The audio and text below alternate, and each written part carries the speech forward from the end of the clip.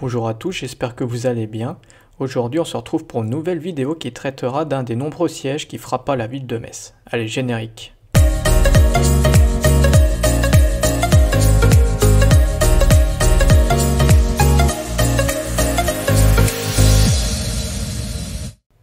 Victime de plusieurs sièges au cours de son histoire, la ville de Metz est coutumière du fait. Ici, le siège de Metz se déroule du 19 octobre 1552 au 2 janvier 1553.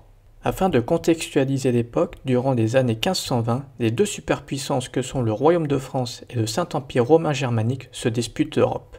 Les frontières sont bien loin de celles établies aujourd'hui, et entre ces deux pays se situe la cité-État de Metz.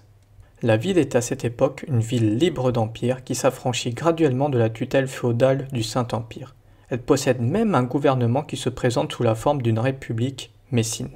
Le roi de France Henri II s'est allié au début de l'année 1552 avec les princes protestants du nord de l'Allemagne par le traité de Chambord, afin de briser l'encerclement de son royaume. En effet, Charles Quint, alors empereur du Saint-Empire, gouverne l'Espagne, les Provinces-Unies, les Pays-Bas actuels et une grande partie de l'Allemagne. Il cherche alors à maintenir un corridor entre les Provinces-Unies et l'Italie pour asseoir son fils, Philippe II, sur le trône d'Espagne.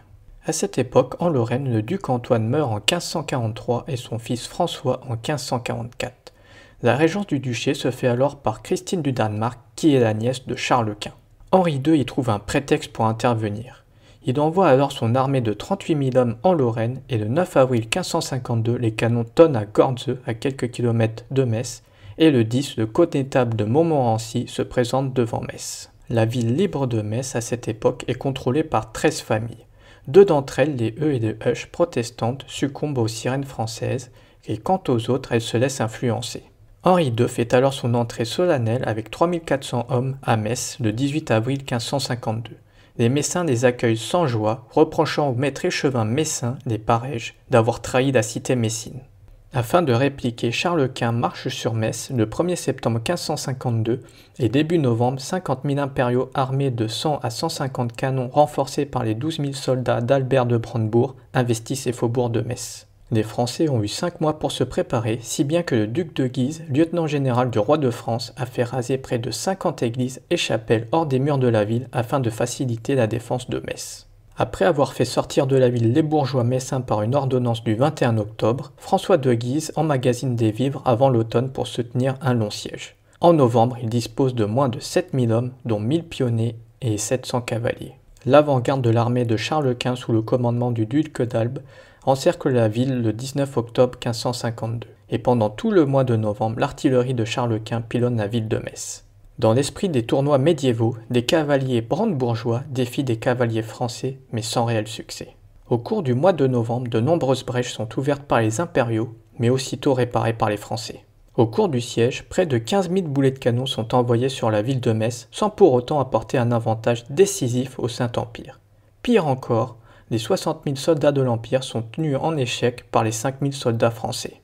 Après 2 mois et 10 jours de siège, les troupes impériales composées d'Allemands, d'Espagnols, d'Italiens, de Tchèques, de Wallons et de Flamands souffrent du typhus, de la faim et du froid. Les désertions sont alors nombreuses dans les rangs des impériaux. Et fin décembre 1552, Charles Quint change alors de tactique. Dépité et malade, il lève le siège de Metz le 1er janvier 1553 avec son armée décimée. Du côté du Saint-Empire, 30 000 hommes sont victimes des combats, alors que du côté des Français, Metz compte 213 morts et 608 blessés. Après ce siège, l'occupation française de la ville de Metz commence de facto, bien que juridiquement toujours intégrée au Saint-Empire romain germanique. La ville restera aux mains de la couronne française, devenant française de jure en 1648, après la signature des traités de Westphalie. Quant au siège, il affecta psychologiquement Charles Quint et aurait déclaré par la suite: la chance est femme, et elle préfère un jeune roi à un vieil empereur. Si bien que le souverain prit la décision de renoncer à ses pouvoirs 3 ans après et remit ses possessions à ses héritiers. Il se retira dans un couvent espagnol et y mourut en 1558 en déclarant « Si l'on ouvrait mon cœur, on y trouverait le nom de Metz ». Ce siège est un tournant de l'histoire de l'Europe, l'équilibre se refait entre le Royaume de France et le Saint-Empire, et pour Paris tourner jusque-là alors vers l'Italie, c'est le point de départ de la conquête de l'Est. Ceci marque la fin de la vidéo concernant le siège de Metz par Charles Quint. J'espère que vous aurez appris quelque chose, et si c'est le cas, n'hésitez pas à commenter ou liker la vidéo. On se retrouve très vite au détour d'une nouvelle vidéo. Allez, ciao, à plus!